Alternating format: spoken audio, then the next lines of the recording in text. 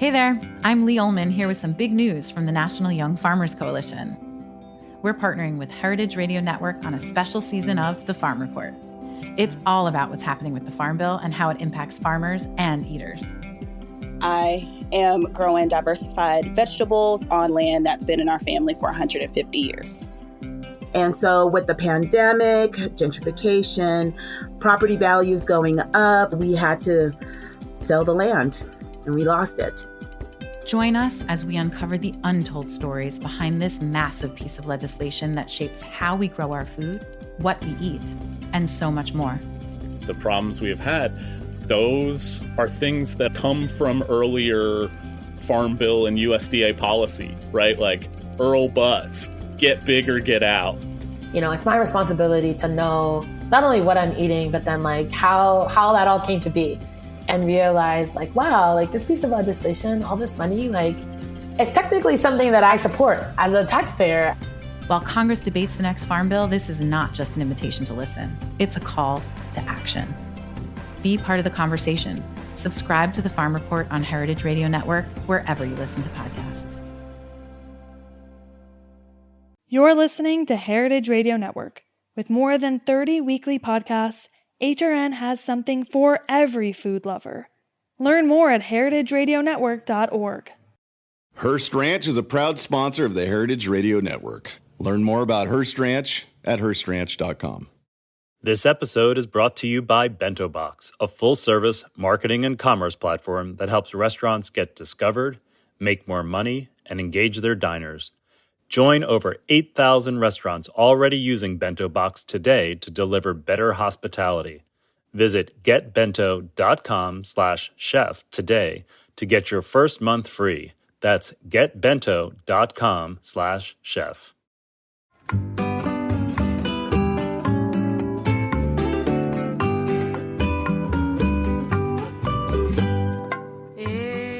Hola mi gente, familia, ¿cómo están?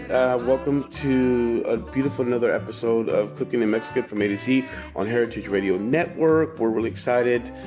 This is the beginning parts of season 4, and we are so privileged and honored to have a wonderful guest joining us that's going to talk about this concept of Mexican charcuterie and la tocineria and longaniza, chorizo y buferia. And we're going to do a really deep dive here about the idea of what Mexican charcuterie means, how it's going to be established and get more recognition. And we're really honored to have Mariana Barrera, who's going to be joining us here. She has a wonderful, what would you call it, Mariana? Is it a butcher shop? It is, what would you say that you do? It is a charcuterie. As such, we used to have in our name like Humo y Sal, and then Taller de Charcutería Artesanal, which basically means a charcuterie workshop in an artisanal form. So it is just charcuterie because we don't actually do all of the butchering ourselves. Gotcha. So it's just the processing. Okay, so the idea is that you have a retail store. Is that what you guys do, or do you have? Are people able to purchase your wonderful creations? We don't have a store for ourselves. We do deliveries, but we sell through other people. So we sell to restaurants and we sell to other stores. So instead of going for me, I will tell you in which store you can pick up our stuff. It's worked easier for us. And what kind of products do you sell? We do everything from, mostly sausages, bacon, of course, because bacon is pure gold. We also do jerky, but not the American type of jerky. It's more similar to our typical carne seca, which is a lot drier, but it is condimented enough. We also do mustards. We have 4 types of mustards. We also sell honey. And I'm probably missing something, but I think that's basically the gist of it. How did you start in this industry? Is it a family business? Are your family ganaderos? Did they start, as cattle ranchers? Or how did you get into this idea of beef and curing meats and all that wonderful stuff? The thing with charcuterie in my family in particular is my dad is a hunter. All of my father's family, all the men are hunters. So everything we do now, we actually didn't start with beef or pork. We actually did it for deer, so venison. So these are things we made at home. I grew up with these things. And then at some point, it just became natural to transition into actually producing it and selling it, but obviously in meats that we can actually process and actually sell, because venison you cannot sell in Mexico. Oh, really? So it has to be. Yeah, it's regulated. In Mexico, you cannot sell anything you hunt. It has to come from a traceable form. Yeah, like an FDA, Mom. Yeah, you can't. If I shoot a deer, I can't serve it in my restaurant in the States, you know? So what do you do with all those poor creatures you kill? You eat them and you share with friends. You consume them in family settings, Mom, not for a commercial, benefit, Mom. That's what exactly. Mariana's trying to say, and I'm trying to say. I know. Basically.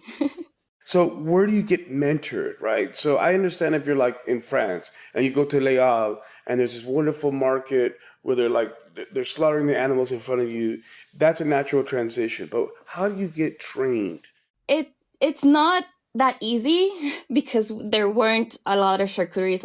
You have the big industries that do all of the sausages and all the things that you get in the supermarket, right?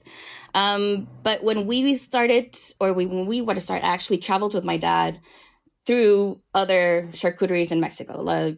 But a lot of them just do chorizos, or a lot of them just do sausages, or a lot of them just do very, very local things. So we traveled around, we looked at what was available, and we were like, there's nothing like exactly what we want. With the flavors of where I'm from, which is the north, Mexico has very different profile flavors depending on where you are.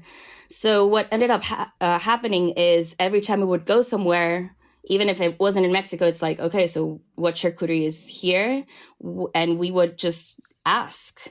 Let's say I went to Austin with my family, and we would go to maybe places like Salt and Thyme. And since they were doing the same things as us, it's like, hey, we were having these issues. Have you encountered these issues? And usually people that work in charcuteries are very nice and very open, and they will help you out and they will give you the information so that you don't make the same mistakes that they already made. Because a lot of charcuterie is just basically a trial and error type of situation. So you read, you research, and then eventually you're also going to mess up whatever you're doing, and you learn from it, and then you do something new, and eventually it comes out beautifully. That's basically I was looking at Alejandro's, what's his name, honey? Ricardo Zurita. Yeah, Muñoz Zurita. Yeah. He has every state has their own longaniza.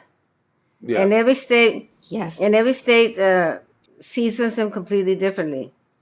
There was one particular longaniza that I love, and I have been hiding the recipe that I finally got, is the longaniza verde. Mm-hmm. Do you know that one? I do. For example, for me, my favorite longaniza is not something that I can even get here. There is a longaniza in a town called Valladolid in Yucatan, which is like it's kind of thin and a little bit dry. And that town is just basically known for that longaniza. Like, that's what you go for, to eat that specific thing. Yeah, but you talked about the beautiful the longaniza, but there's a chorizo verde, famous from Toluca, which is wonderful. I know. I think if we're on that sort of trip, I love it, because the idea of, I remember having those little tacos de chorizo verde with papa loquilita on the side as a palate cleanser. And you go there and it has all this wonderful albahaca and spinaca and all these wonderful little herbs in this chorizo verde. So do you gather inspiration, Mariana, from all these different parts of Mexico that do certain styles? Like chorizo de bola, all the different styles. We do, and we've tried a lot, and we actually done a lot. And then you have to trim it back down and be like, my region does not want this. Yes. So you end up doing the flavors that your region wants, because that is where you are. So we did do a chorizo verde once, and we were so proud of it because it was beautiful. We took it out to the market, and then it's like, like, no, just it's not popular. Yeah. So you need to cater to your own people. Yeah. I know it sounds weird, but that's just the way it is. At my restaurant, I used to force people to have like things that they didn't want. But I don't like like Hoja Santa. Remember when Hoja Santa came on the menu? Yeah. Yeah, absolutely, Mom. And I used to serve it like a taco, like an enchilada, wrap cheese and squash blossoms in it in poblano, and serve it like that with a salsa. And I said, well, that's too bad. You'll learn to like it. Mm-hmm. And sometimes people do actually learn to like things. For example, we used to make rillette, which is a very French thing. And it's beautiful. You cure it first, and then you make like a confit. And then once you do that, then you just basically whip it up and make it into this beautiful pate. But it's a rillette. And it's one of those things that if you explain to people what it is, they wouldn't want to try it. So when we first started selling it, we didn't even put a name of what it was. We just put a sticker on top with a little pork on it. And that's how we used to sell it, so that people were willing to try it. And then after they tried it, then we would be like, so this is what you're eating. Yeah. And you serve it with a totopo or like a little taco or something to get it more sort of combined into the Mexican vernacular, no? I would imagine, or something like that. How would you sell something that's so new? You'd bring in traditional flavors to it, right? Yeah, I mean, as long as it has in Mexico, a lot of flavors are basically onion, garlic. And as long as you have those flavors, everybody's going to be like, oh, this is like love, right? Or chile, Yeah. I mean, with chiles, you do have to be careful. Some things actually do go with chile and some things don't.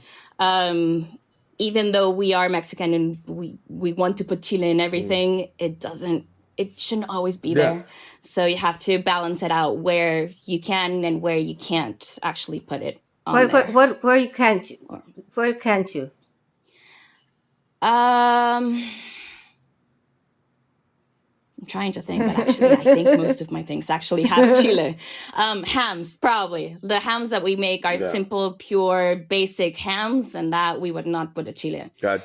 But I mean, do you do in the style like 18-month cure, 24-month cure? Like, how do you do hams in the traditional style, just covered in salt and then let go? Or what's some of the different styles of charcuterie you do? For example, we do not do long-term like a serrano because our weather does not permit it. Where I live, it's super, super hot. And if I were to do that, I would basically just have to have basically big refrigeration chambers. And it's a waste of energy, and it's not...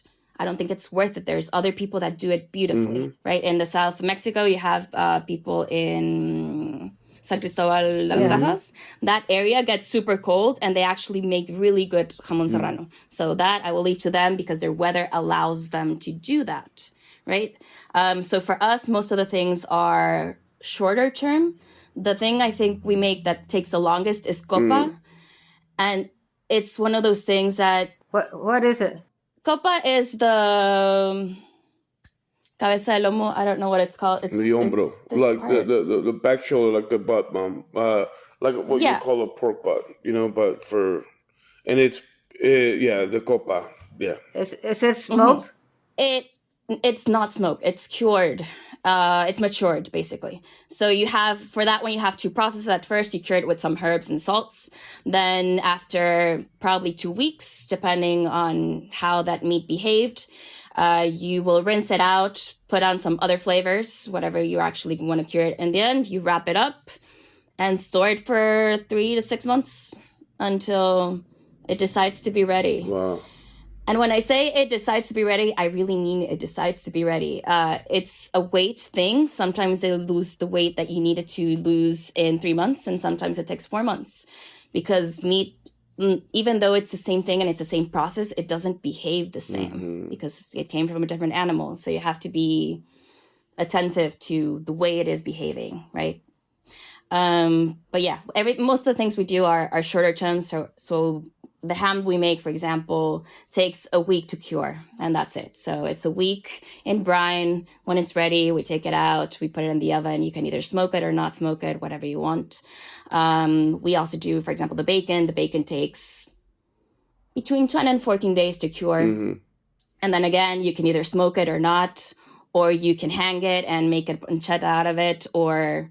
Like, it's your choice. After you cure it, what do you want to do? You want to smoke it? You don't want to smoke it? Like, it's versatile in whatever you want to do. I love this. I think this is so cool, Mariana, because the idea of having charcuterie in all the different styles that have not come to the surface And then, of course, you, a young woman, doing this and breaking down all the stereotypes of the machismo and meat and all that. I love it, especially from Monterrey, where you guys kick ass and there's the tradition of cabrito, right? Are there any of those sort of elements of the cabrito and that style of cooking that you incorporate in your charcuterie or no? Or Cabrito is one of the most popular dishes, but it's one of those things that is now, I think it's more known in outside of Monterrey, and everybody that comes from the outside expects to actually eat cabrito. But if you live here, you'll probably eat cabrito maybe 2 or 3 times a year. It's not like an everyday thing. Why? Because you need to buy the full cabrito. And maybe in your house, there's only 3 people and you're like, that's a lot of cabrito for 3 people. So it's not going to be an everyday thing. But the flavors that we do use a lot is obviously smoke, right? Smoke is, Monterrey is very carne asada kind of thing. I would say barbecue as in like American style, but it's not because we don't use sauces for it. You just basically use salt and pepper and that's your carne asada. So it's pure earth flavors. Like it's not that elaborate, just simple, basic things. Salt, pepper, a lot of time cumin, because cumin in where I live, cumin and oregano are thing. If you ever come to Monterrey, basically everything you eat will have cumin and oregano. I've been many times. They might not tell you, I love it, but that is what you will eat. Like even frijoles, they will have it. Or if you're gonna eat calabacita con puerco, which is this beautiful homey dish, like those are the flavors that come out. But yeah, I think it's more when you eat something of ours, you will see that it comes from this region, even though it is kind of like a tropicalized version of whatever is anywhere else. Of course. Like we didn't create anything. We are following what other people have done. Charcuterie is not something new. It's been here basically centuries, thanks to basically the conquista. The Spanish brought with them the pork, and with the pork came charcuterie and chorizos and everything else. But obviously we don't use just the Spanish flavors. We use what we have here. So it's a combination of what the Spanish brought with obviously the people that conquered Spain at some point before. So everything is like historically intertwined. We are this big melting pot, and that is how we got our food. I mean, same as basically everywhere else. Exactly. Thank you, Mariana. You're awesome. She's well read, huh, Mom? Yeah, you mentioned chapas earlier. And when I started doing research long time ago, there was a cookbook, the chapas, and the first part of the book is all different types of ovens to make charcuterie and smoke things. Mm-hmm. I have to find it. I see if I still have that. I've been looking for it ever since we booked you, so that I will be able to talk to you about it. And one thing that doesn't really has anything to do with us unless you do duck confit is that, you know, James Osselin, who used to be the editor-in-chief of Sabor magazine, just wrote a book about, he has a series of books. He did Mexico City, and then he did Paris. One of the items that they have there is a salad made of ground up duck confit. That's beautiful. Yeah. So it's like a salpicón kind of thing? Well, it doesn't really have anything, but it has that possibility. They serve it with asparagus, I can't imagine, you know, because I would want something that would be kind of acidy, you know. Like nopales, probably, Mom. Like a nopales, you know, to combat that. I would agree, right? Something like that. Mm. That'll absorb the fat too. Absolutely.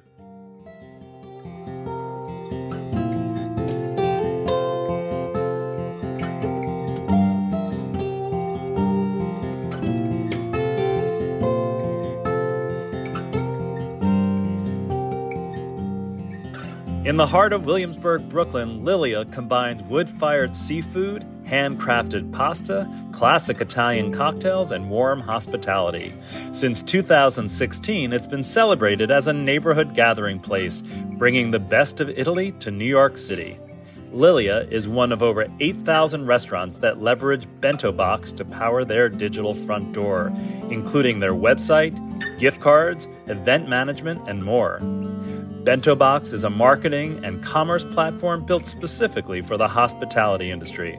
With Bento Box, get discovered, make more money, and engage your diners so you can deliver great hospitality both in person and online. Visit getbento.com/chef today to learn more and get your first month free. That's getbento.com/chef. Hearst Ranch is a proud sponsor of the Heritage Radio Network. The Hearst family has been raising cattle on the rich, sustainable native grasslands of California's Central Coast for over 150 years. Piedra Blanca Rancho in San Simeon is the original Hearst Ranch, founded by George Hearst in 1865. George's son was the famous publisher William Randolph Hearst. In addition to being known for building the iconic Hearst Castle, William was, like his father before him, an avid rancher. In his words, "I would rather spend a month at the ranch than any place in the world." Thanks to one of the largest land conservation easements in California history, a joint effort with the California Rangeland Trust, the American Land Conservancy, and the state of California, the working landscape at Hearst Ranch will be preserved forever. Learn more about Hearst Ranch at HearstRanch.com. So when you start to develop new charcuterie, what is the process, Mariana? Is it one of the things that you let the animals come to you, or the cuts of beef or animal come to you, and then you start to develop that? Or do you come up with a concept and say, I'm going to do copa, or I'm going to take something that's European based and maybe sort of integrate that with a Mexican sort of lens? Like, how does that process happen for you and your creativity? It varies a lot. Sometimes it's we read something and we want to try it. Sometimes we're watching TV and we're like, that looks good. So we make it. And other times it's what muscles do you have and what you make out of it. For example, there are things we make that we don't promote that we are making it, but they're byproducts of the things that we make. For example, we have bacon lard, right? We cook with lard for everything, right? And when we make our bacon, when you cook your bacon, a lot of the fat comes down. Now that fat is beautiful. It comes out like pure white. It's basically very, very white lard. And it has that bacon flavor, but it's still lard without all of the work of actually getting lard. So it's that thing, for example, came as a byproduct. But a lot of the things we make we like to eat. I would love to say it's because we have like this divine intervention, but usually we like food. So whatever you crave, you kind of mess with it until it's something that you like and you want to eat. For example, I'll give you the example of the time that we made our chorizo. We do the chorizo that we make in our company is loose chorizo. Most of the time, chorizo is actually stuffed. Right? You have small ones, big ones, you have very thin ones, you have very thick ones. And, like the hanged style, for example, like that Toluca chorizo and so on. But where I live, even though we do have that and we do have the stuffed one, we use the loose one more than we use the stuffed one. That's the one I make. If we can make the distinction really quickly, because I think people think in the Western sort of tradition, they think of sausages not having raw meat that's seasoned. And in Mexico, we have a raw product that's put in a casing, which is very unusual. Yes. So let's talk a little bit about that. Is that the butifarra? No, Mom. Just like the chorizo we grew up with, like your mema's chorizo, which is a raw product that is equal beef, pork, ground beef seasoned, and then put in the casing. But it's not smoked. It's not cured. It's not hung. It's fresh chorizo, fresh sausage. Yeah. So let's talk a little bit about that difference, please. It's not that different. Actually, sausages and chorizo are basically the same thing, except they have a little bit of variance. Let's say if you're going to do a traditional sausage, you just need like the meat, the part of the meat thing, and then the fat, whatever you're going to use for fat, and the spices, you mix them up, you stuff them in, and then you either smoke it or put it in the oven or put it in a pan or whatever, and you're going to actually cook it. When you're doing a chorizo, the process is exactly the same. You grind your meats, you have the meat part, you have your fat part, you have your spices. Usually, since the influence comes from Spain. You have paprika or you have pimenton. And you have, since you're in Mexico, chiles, right? It's our basic thing. The difference is, again, as you said, you're not going to smoke it. You're not going to cure it. You're not going to put it in the oven. It's going to preserve itself in vinegar, right? Now, the Spanish did this with wine. Wine, you can use wine. It's basically vinegar if you leave it out. Or you can use vinegar, whatever vinegar you want. So wine vinegar, regular vinegar. And the vinegar is what's going to keep it in this pristine state. That means you can leave it out. You don't have to put it in the fridge. You can leave it out and it's going to be okay because it has vinegar. So vinegar and salt are like magic for chorizo. That's the way it works. Now, if we were in Spain or we were in Italy or we were in someplace else, their weather allows them to mature that chorizo. That way you end up with a chorizo that's sliceable, right? You can eat it slice by slice. In Mexico, we don't have that type of weather. It's a lot hotter and we have a lot of variety. So we have places that are super dry, places that are super humid, or places that get super cold and then super hot and then super cold. So you have to adapt to that. That means you cannot leave it out for that long. You need it fresh. So fresh with a little bit of dryness or fresh with no dryness at all. That is absolutely your choice. But it's, again, vinegar preserves it. You leave it out for a day or two. Chorizo is also one of those things. They cannot eat it the day you make it. It needs time to meld all the flavors together. That means you need the vinegar to do its job. So if you make it on day one, you can eat it maybe on day 3. I mean, you can eat it on day 1, but it's not going to be the magic that it should be. By day 3, it's going to be magical and you're going to be like, yes, this is the best chorizo ever. So that's basically. Yeah, we know this. We're just trying to explain it to our listeners. So like the idea is, so when I ask you these questions, it's more about, yeah, please give us all this enlightenment because we need it for everyone to hear it. You know what I mean? Because I think it's beautiful the way you just portrayed it. That was a great description. Well, let's imagine that somebody's going to go to the supermarket and they're not going to find sausage. They're going to find longaniza. Okay. Would that be accurate? I mean, in most supermarkets in Mexico, I mean, you find longaniza and chorizo. Yes and no. Longaniza is basically also a chorizo, but longaniza is a lot thinner. Oh, really? What? So it's chorizo can be like in a pork tripe, for example, which is a little bit thicker. And the longaniza is usually, again, thinner. Also, longaniza, as with chorizo, is by regions. Where I live, longaniza is not a thing. I like longaniza, but in Monterrey, not a thing. Mm-hmm. We do chorizos. But if you go to Mexico City, there's longaniza. If you go further to the south, there's also longaniza. So we know what it is, but our region does not cater to it. I don't know the food of Monterrey. I don't know the food there. Have you been, Mom? No. Oh, I've been many times. There's great chefs like Memo Gonzalez, who's been doing it for a long time at Pangea. The food there is amazing. And I love Monterrey. It's one of my favorite places. So, yeah, but it's a region in Mexico that I think in Nuevo León that people don't know a lot about the food, right? And how would you describe that a little bit? We are encased in this thing. Monterrey is known, again, for the cabrito and carne asada. And everywhere else in Mexico will think, like, we don't have proper cuisine. We do.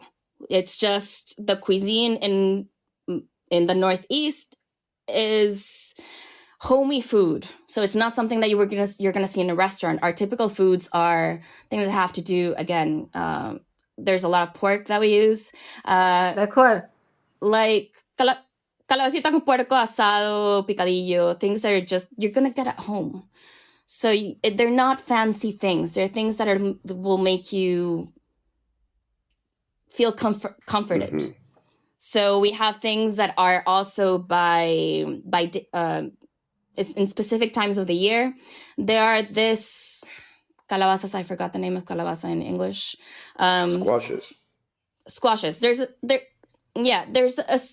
a particular squash that is grown in this area, in this region, that they dry it out and you end up with these orejones de calabaza. So dried calabaza, right? And then you make a soup with it. Now, this is one of those dishes that if you don't live here or near here in like a rancho nearby, it's not a soup that you would ever try because it's not famous for anything. It's just local soup.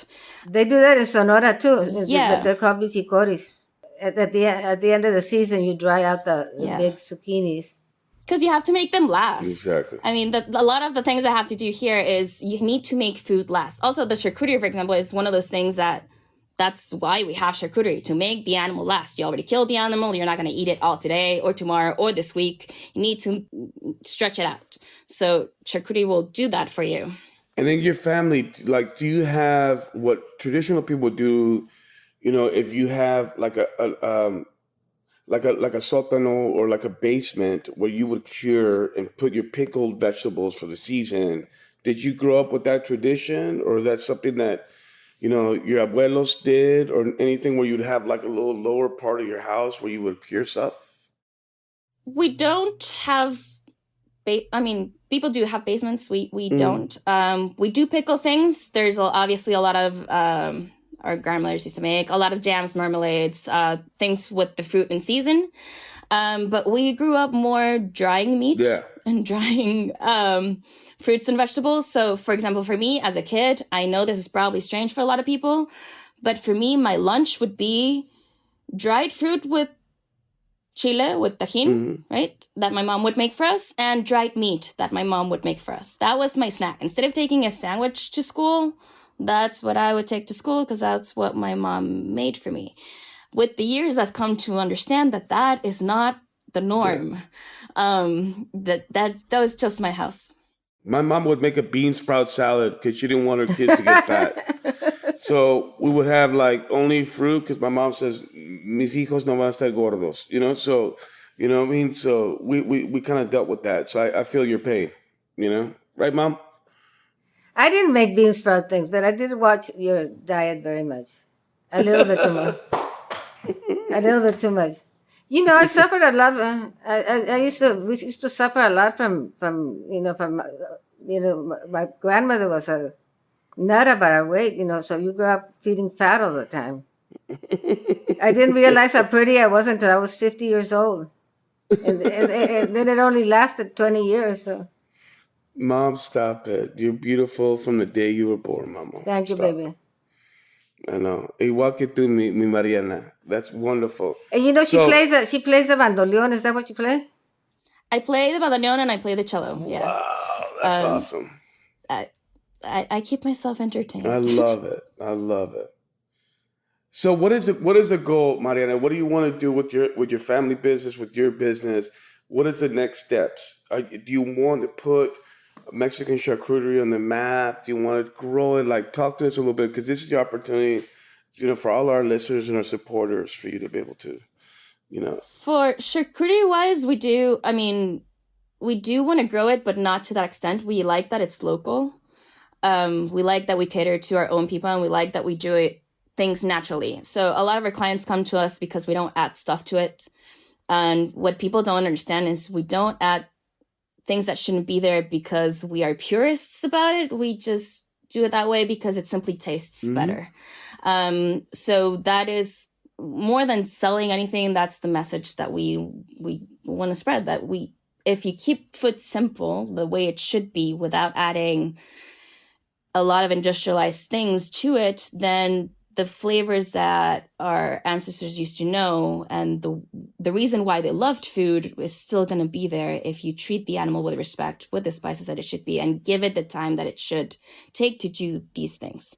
What we do is not an express thing. It's not something, most of the things we do are not, if you make it today, it's not going to be ready today. If you make it today, it's going to be ready in 2 weeks, 3 weeks, in a month. And beautiful things sometimes take time, and that is okay. You just let it do its thing. Yeah. So yeah, it's more kind of a message. We have actually taught other people to do things. A lot of people now here make gravlax, for example, which wasn't known at all. And now everybody's like, oh, we make it. We invented it. We're like, we didn't invent it because we didn't either. Like, other people that actually, you know, salmon is ready for them. They probably created it because we don't get it. But yeah, we don't. Business-wise, I mean, it would be great, obviously, to have this big, humongous company at times. And then at other times, I'm like, I don't want a monster of a company. I want a nice company that I'm comfortable with, that I like, and makes good food and makes people happy. Good. So that is my goal, to Awesome. make people happy with what I make. Business-wise, what we actually sell the most, and this is probably going to sound super weird, but the thing we sell the most is mustard. Mustard is my best seller. I love it. Super Mexican. The thing with mustard is it wasn't something we wanted to make. It was something that we created so that people eat the sausages the way we wanted them to eat them. You cannot tell people to not eat ketchup, for example. So we would have used, when we started the company, we would go to events, right? Or things like Cine en el Parque, which they would project a movie and we would sell the hot dogs and whatever. And every time they would ask for ketchup, I would get annoyed. You can't tell them that you're annoyed, but I would get annoyed because like, I made this effort to make this beautiful sausage and you're ruining it with ketchup. So we made a mustard. Is there a hot dog that's characteristic of Monterrey? Probably the sausage that is most eaten is this horrible sausage, which is like a red sausage that people buy to with the coloring. put in, Yeah. when they make carne asada. I know Yes, what you're talking about. that is probably the one that is sold the most. It's Horrible, a thing. horrible. It's horrible, but it's very widely sold. Yeah, and Chris Cosentino, great guy, who had a chef from California that I know. He had a T-shirt that called "Lips and Assholes," because basically when you had like a sausage, it was basically the lips and the assholes of a pig, and it's like to that point of that red sausage, it's probably what you're having, the byproduct of not the fun bits, I mean, the thing is, it tastes bad, but it's such a ingrained flavor that you don't mind it when you eat it. It's one of those things like, it's so bad that it's good. Yeah. That's kind of how it works. But yeah, I mean, probably for typical things, there's also things like queso de puerco. Yeah, I love that. Head cheese. I love that. Head cheese is beautiful. Head cheese is actually one of those things that is actually made in all of Mexico. That is probably one of the few charcuterie things that doesn't change a lot, because there's not much you can do to it. The process is the same. You have to cook the thing. You have to let it set. Probably the spices will change. And it's also a very homey dish. It's a dish that you can just eat it whenever you want. Have you ever had scrapple, Mariana? No. Okay, scrapple is something they make in Pennsylvania, where they take a bunch of different like pork product and they put cornmeal and they make these little cakes with it. Oh, that sounds lovely. So I can totally see a Mexican version of scrapple. I'm just throwing that out there. I want you to do the research, because it's really a neat little dish that they do in Pennsylvania, and it has like Amish roots and has all this really cool stuff. But it's basically slow like rillettes, but mixed in with cornmeal, and you make these little cakes. So just to throw it out there, scrapple. Talking about red sausage, I read today when I was doing research for this program, that most of the sausages in Mexico are colored with achiote. Yes, it's a good coloring. It will give you a yellow-red color, and that's kind of what you want for most things. People like to see pink and red things, so that's what you give them. Basically, that's what they're used to, and that's what you can do it in a natural way without adding artificial things, and achiote is one way to do that. You still obviously have to use nitrates anyway. Not for chorizo, but for sausage, you do have to use nitrates. So let's describe what nitrates are for our listeners. It's basically a thing that will prevent you from getting botulism. That is the purpose of this thing. It's basically a salt that will kill bad bacteria so that you don't die. It's kind of a weird way of putting it. It's a natural occurring thing. You can find it in celery. If you eat celery, that thing has the nitrates that you can eat in the sausage, except one comes from a vegetable and the other one is probably industrialized. But it doesn't really matter. They work exactly the same. You can either add celery to your sausage or you can add the nitrates by themselves to Would it be citric acid? But there is a purpose for them. Would citric acid work for that? No, it has to be nitrous. Otherwise, the coloring will not be the right color that you need it to.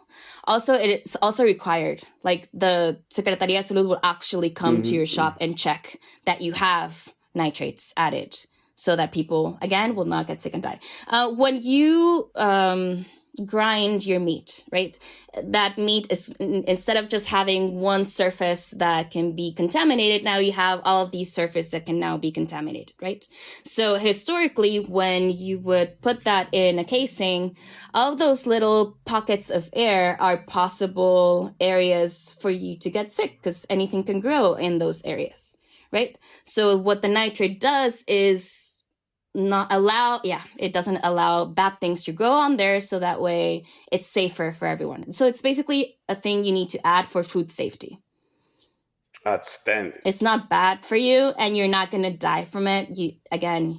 Unless you eat like a kilogram of it, which you're not going to do. You use very, very little of it. Like anything you eat in excess is going to kill you, right? Even water in excess is going to kill you. So as long as you don't do it in excess, you are fine. Exactly. And Mariana, while we're on this, because we're running out of time a little bit, sadly, but how can people engage with you? How can people say, I want to get your beautiful product sent to you and shipped around? How do people engage? We have social media, so anything at Umoysal is basically us. Umoysal, obviously in Spanish, it has an H, a silent H for the Americans, but there's an H. So Umoysal, Facebook, Instagram, emails, anything you write at umoysal.com will get to me. We have a catch-all, thankfully. That's a good idea. You approach us. Basically social media.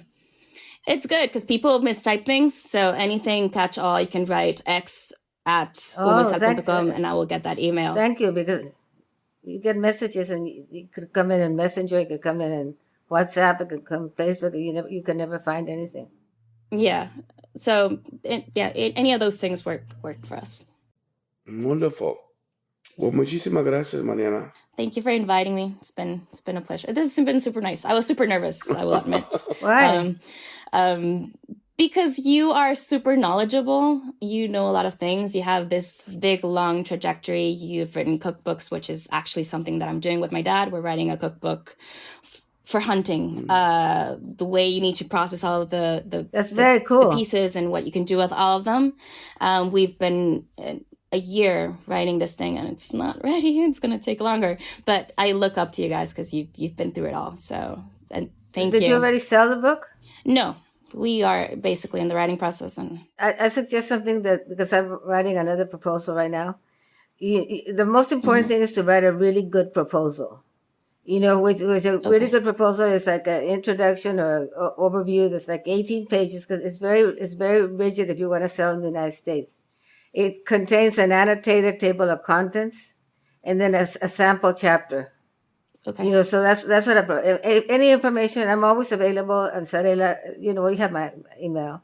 I'm always available. You can call me. I'm really happy to help in any way. And the same thing with me, Mariana. You know that, right? Thank so I'm the you. second generation. Yes, so I'm here just following in her footsteps. He's hipper than me in some ways. No, stop it. I'm trying my best, Mom. But what Cooking in Mexican from A to Z, this beautiful podcast on Heritage Radio Network, I want to say, is the idea of bringing to light all these beautiful experts and the new generation and maybe the old school generation to remind everybody that we are bringing people here that can only uplift Mexican food, ingredients, and culture. And that's really what Lo Que Se Trata, this podcast, what it's all about. So we're really pleasured and honored to have you here, Mariana, for your presence. And it's so good to see a young chingona Mexicana doing it and taking this. Yeah. And my mom loves that because, we all the women, Mexicans that are doing their thing, we love that. So it's a big part of our mission. So thank you. Thank you for having me.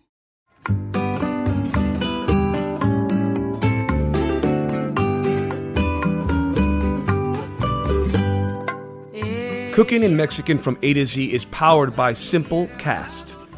Thanks for listening to Heritage Radio Network, food radio supported by you. For our freshest content, subscribe to our newsletter.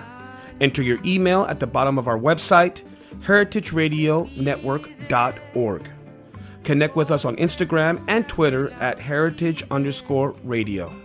You can also find us at facebook.com/Heritage Radio Network. Heritage Radio Network is a nonprofit organization driving conversations to make the world a better, fairer, and more delicious place. And we couldn't do it without your support from listeners like you.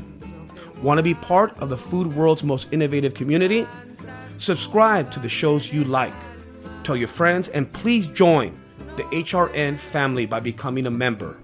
Just click on the heart at the top right of our homepage. Thanks for listening. Al cavar una más en mis entrañas.